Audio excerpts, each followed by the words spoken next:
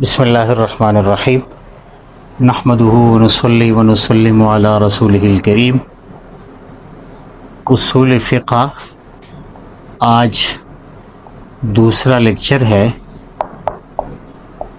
اور اس لیکچر میں ہم شریعت کے دلائل میں سے پہلی دلیل کتاب اللہ کی تعریف کریں گے۔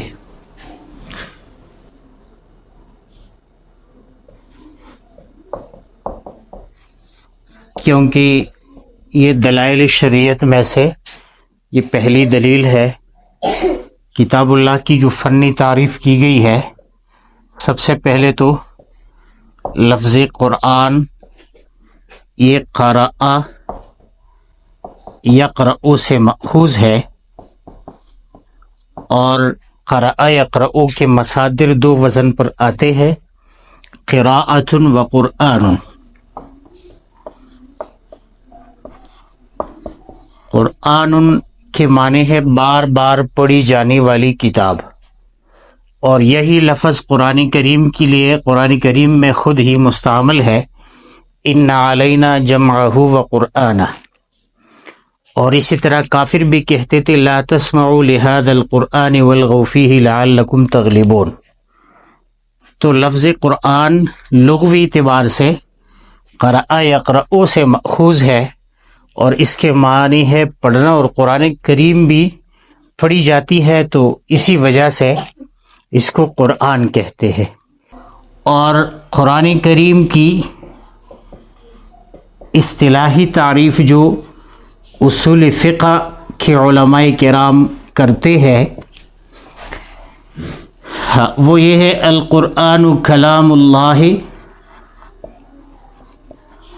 المنزل علی الرسول المکتوب فی المصاحف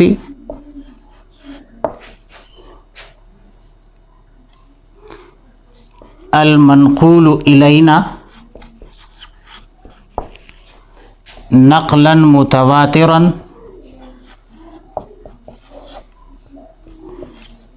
بلا شبہۃ۔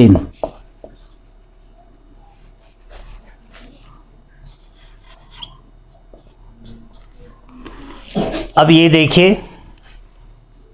کلام اللہ المنزل علی الرسول المکتوب فی المصاحف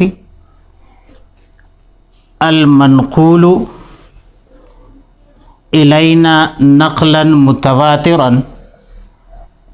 بلا شبہۃ۔ قرآن کریم اللہ تعالیٰ کی کتاب ہے، المنزل علی الرسول جو رسول اللہ صلی اللہ علیہ وسلم پر نازل کیا گیا ہے، المکتوب فی المصاحف جو مصاحف میں لکھا گیا ہے، المنقول الینا جو ہم تک منتقل اور منقول ہوا ہے، نقلاً متواتراً تواتر کے ساتھ، بلا شبہۃ بغیر کسی شبہ کے۔ اب تعریف کی جو مختصر وضاحت ہے وہ یہ ہے، یہ اللہ تعالیٰ کا کلام ہے۔ اس میں اہل سنت والجماعت اور معتزلہ کا اختلاف ہے کہ قرآن کریم یہ اللہ تعالیٰ کا کلام ہے یا نہیں ہے، یہ مخلوق ہے یا نہیں، اور اس کی تفصیل میں ایک لیکچر میں کر چکا ہوں، اس کا لنک آپ کو ڈسکرپشن میں مل جائے گا۔ آپ اسی ویڈیو کو دیکھ کر یہ جان سکتے ہیں کہ اہل سنت والجماعت کون ہے، معتزلہ کون ہے، اور یہ مسئلہ خلق القرآن جس میں امام احمد رحمۃ اللہ علیہ کو کوڑے لگے تھے، تو اس کی بنیادی وجہ کیا تھی، یہ ساری تفصیل آپ وہاں ملاحظہ کر سکتے ہیں۔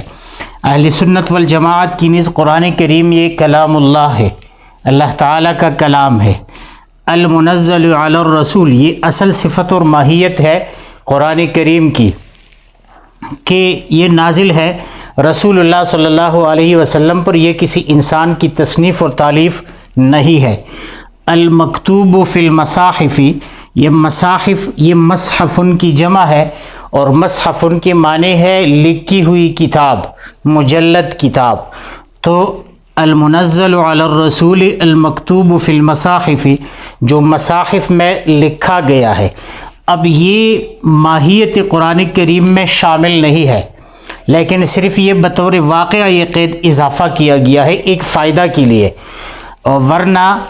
یہ کتاب کے جمع ہونے سے پہلے جو رسول اللہ صلی اللہ علیہ وسلم پر کلام اللہ نازل کیا گیا تو اس کی تدوین جو ہے وہ بعد میں کر دی گئی، پہلے جو ہے اس کو کتابی شکل میں نہیں لکھا گیا تھا، تو اس وقت بھی یہ قرآن کریم تھا۔ اور جب رسول اللہ صلی اللہ علیہ وسلم پر جبریل علیہ السلام پہلی وحی لاتے تھے، اقرأ بسم ربک الذی خلق، تو اس وقت تو یہ لکھا ہوا نہیں تھا، پھر بھی اس کو ہم کلام اللہ کہتے ہیں۔ تو یہ المکتوب فی المصاحف یہ قرآن کریم کی تعریف میں شامل نہیں ہے، ماہیت میں شامل نہیں ہے، لیکن چونکہ فی الواقع یہ ہے کہ ہم اس سے اخذ کرتے ہیں، تو اسی وجہ سے اس کو المکتوب فی المصاحف سے تعبیر کیا گیا، ورنہ جو زبانی طور پر سنایا جاتا ہے وہ بھی قرآن کریم ہے، جو حفظ کیا جاتا ہے وہ بھی قرآن کریم ہے، اور کتابی شکل میں محفوظ کرنے سے پہلے بھی قرآن کریم جو ہے وہ کلام اللہ تھا، ایسا نہیں ہے کہ پہلے وہ کلام اللہ نہیں تھا۔ اس قید کی اضافہ کرنے سے فائدہ یہ ہوا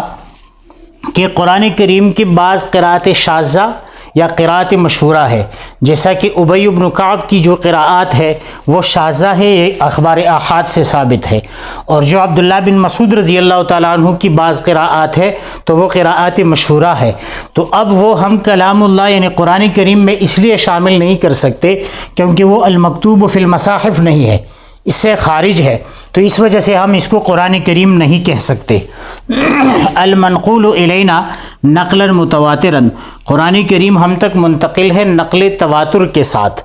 اب تواتر کا مطلب یہ ہے، تواتر کے معنی ہے تسلسل، اور متواتر کی تفصیل جو ہے وہ اصول حدیث میں پڑھی جائے گی، یہاں پر مختصراً بحث کرتے ہیں کہ یہ تواتر کی دو قسمیں ہیں، یہ ایک ہے تواتر اسناد اور دوسرا ہے تواتر طبقہ۔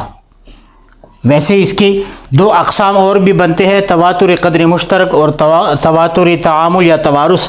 لیکن یہاں پر ہمارا جو کام ہے وہ صرف اسی کے ساتھ ہے، اور باقی تواتر کی جو تعریف اور تفصیل ہے وہ اصول حدیث میں پڑھیں گے۔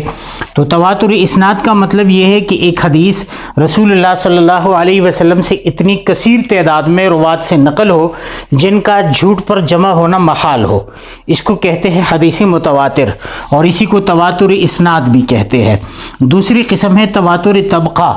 تواتر طبقہ کا مطلب یہ ہے کہ اس کے لیے کوئی سند نہیں ہوتی کہ 50 20 30 افراد کی سند ہو، بلکہ ایک طبقہ دوسرے طبقے کو جو ہے کوئی چیز منتقل کرے۔ تو قرآن کریم جو ہے وہ جو منقول ہے ہماری طرف تو یہ تواتر طبقہ اس تواتر کے ساتھ ہے، تواتر اسناد کے ساتھ نہیں ہے، کیونکہ ایسی روایت ہمارے پاس نہیں ہے کہ 60-70 صحابہ کرام سے یا 10-20 صحابہ کرام سے اور تابعین تبع تابعین سے یہ روایت منقول ہو کہ قرآن کریم اللہ تعالیٰ کی کتاب ہے۔ اب یہ جو ہمارے تک منتقل ہے، ہم تک منتقل کیا گیا ہے، وہ تواتر طبقہ ہے، صحابہ کرام کے طبقہ نے تابعین کو، تابعین کے طبقہ نے تبع تابعین کو، اور اسی طرح نسلاً بعد نسلاً ہمارے زمانے تک یہ بات پہنچی ہے، اور اس کے بعد جو ہے مسلسل یہی بات جاری رہے گی، یہی طریقہ اور ترتیب۔ تو قرآن کریم جو نازل ہے متواتراً بغیر کسی انقطاع کی تسلسل کے ساتھ، اور یہ تسلسل ایک طبقہ دوسرے طبقے میں موجود ہے۔ اور یہاں آخری قید جو آپ کو نظر آ رہا ہے بلا شبہتن، تو یہ دراصل یہ تواتر کے لیے ایک قسم کی تاکید ہے، ورنہ جو بات تواتر کے ساتھ ثابت ہو پھر وہی بلا شک اور شبہ ہے، کیونکہ یہ تواتر کی اس قسم سے انکار کرنا یہ کفر ہے، تو تواتر کے ساتھ ہی بلا شبہ ہے، لیکن یہ صرف تواتر کے معنی میں کچھ تاکید پیدا کرنے کے لیے یہ قید اضافہ کیا گیا ہے۔ اب خلاصہ یہ ہوا کہ قرآن کریم یہ اللہ تعالیٰ کا کلام ہے، المنزل علی الرسول، جو رسول اللہ صلی اللہ علیہ وسلم پر نازل کیا گیا ہے، المکتوب فی المصاحف، جو مصاحف میں اور کتابوں میں لکھا گیا ہے، المنقول الینا نقلا متواترا، جو ہم تک منتقل ہے تواتر کے ساتھ، بلا شبہتن، بغیر کسی شبہ کی۔ تو یہی کتاب اللہ کی تعریف ہے، اور کتاب اللہ یہ شریعت کے دلائل میں سے پہلی دلیل اور پہلا اصل ہے۔